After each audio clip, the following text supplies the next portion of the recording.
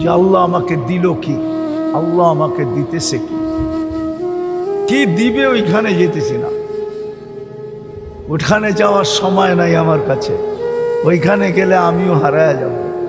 কি দিবে, কি দিছেন, কি দিতেছেন, বিনিময়ে আমি কি দিতেছি, আমার কাছে কি চাইছেন? বেশি কিছু তো চান নাই। 24 ঘন্টায় চাইছেন 5 ওয়াক্ত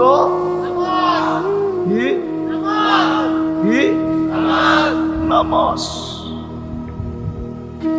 5 ওয়াক্ত নামাজ চাইছেন, তাও আল্লাহর জন্য না, আমার জন্য।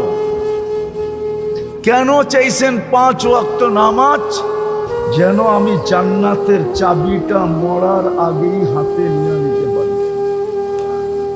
এই ছেলেদেরকে জিজ্ঞাসা করেন, ওদের বক্তব্যের 3 নম্বর হাদিস, মিফতাহুল জান্নাতি, আরো জোরে বলো, মিফতাহুল জান্নাতি সালাহ, নামাজ জান্নাতের চাবি।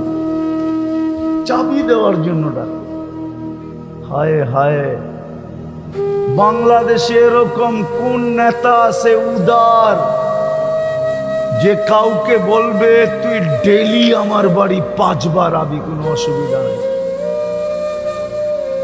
এরকম কে আছে উদার?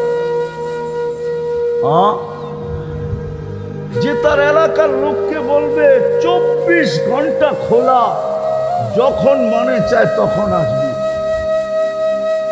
আল্লাহ তো নিজের বাড়িতে আমাদেরকে ডেইলি 5 বার ডাকে।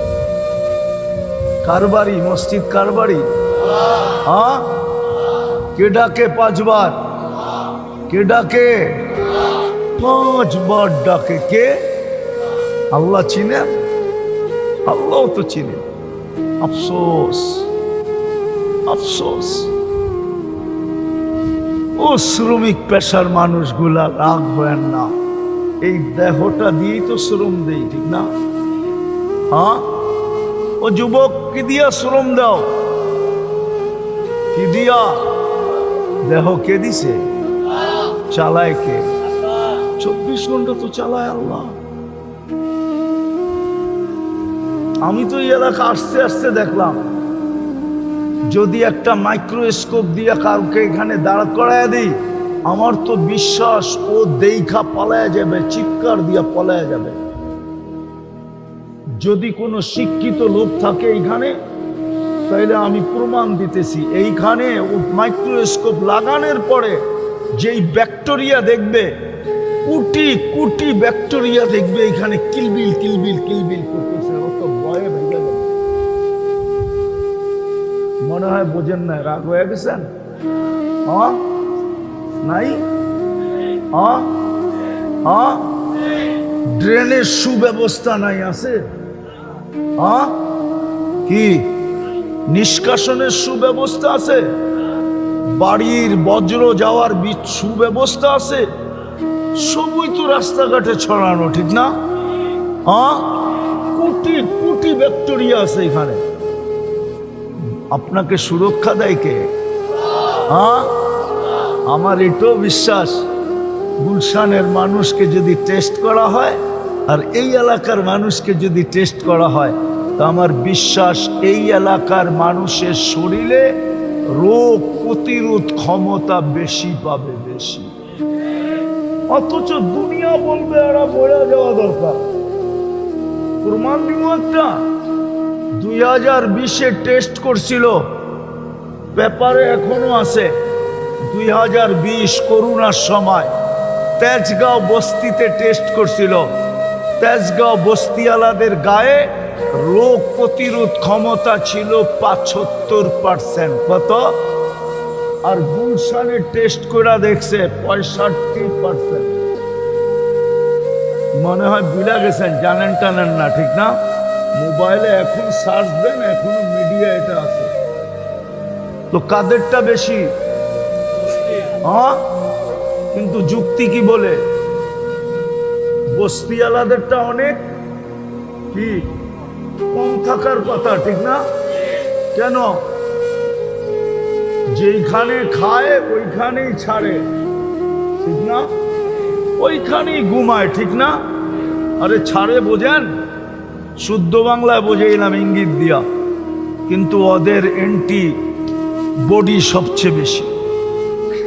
এই এলাকারও অ্যান্টিবডি সবচেয়ে বেশি হবে, কেননা শ্রম পেশার মানুষ। হায় হায়, যদি অ্যান্টিবডি বেশি না থাকে, এটা আল্লাহর দয়া। কি এখানে কেউ আছে ট্যাবলেট খেয়ে ঘুমায়? আছেন? হ্যাঁ হ্যাঁ, এতগুলা মানুষ গুলশানে জমা করে জিগান কয়জনে ট্যাবলেট খায়া ঘুমান? তো 50% না 70% হাত উঠাবে ট্যাবলেট খায়া ঘুমাই। আপনি তো বিছনায় পিঠ রাখতে দেরি, ঘুমাইতে দেরি হয় না, ঠিক না? সত্য তো? কারেন্ট তো মাঝে মাঝে এরকম হয়, মনে হয় মাঝে মাঝে আসে যায় না, ঠিক না? মাঝে মাঝে না, উনি বিশ্বাস করতে চায় না। মাঝে মাঝে আসে, কারেন্ট যায়, তারপরে তো ঘুম আসে, ঠিক না? কে ঘুম দেয়? হ্যাঁ, হাদিস শুনামো। এই শ্রম পেশার মানুষগুলোকে তো আল্লাহ বলে, বিছনায় পিঠ রাখতে দেরি, তোকে আমি থাপ্পি দিয়া ঘুম পড়ায় দিতে দেরি করি না। থাপ্পি বুঝেন? আরে থাপ্পি বুঝেন? থাপ্পি কি? পিঠ থাবড়ায়া ঘুম পড়াইতে দেরি করি না, কেননা সকালে তোকে আবার কাজে যেতে হবে। তুই সারাদিন পরিশ্রম করে ফিরছিস, যদি কোনো অটোওয়ালা, কোনো ভ্যানওয়ালা, সিএনজি ওয়ালা সারাদিন অটো চালায়া যেই ক্লান্ত হয়ে বাড়িতে ফিরে আসে, ঘুমের মাধ্যমে যদি আল্লাহ এটা দূর না করে, রব্বে কাবার কসম, দ্বিতীয় দিন ওর হাতে আর অটো উঠবে না। উঠবে? কে দূর করে দেয়? কয় টাকা নেয়? বিদা আপনাদের কাছে আমার প্রশ্ন, আল্লাহ দিল কি, দিতেছি কি? আমি আল্লাহকে দিতেছি কি? বেশি তো চান না, 5 ওয়াক্ত নামাজ, ঠিক না? 24 ঘন্টায় কয় ওয়াক্ত? কয় ওয়াক্ত? নাইলে এই চেহারাটা কালকে দেখাবো কি করে?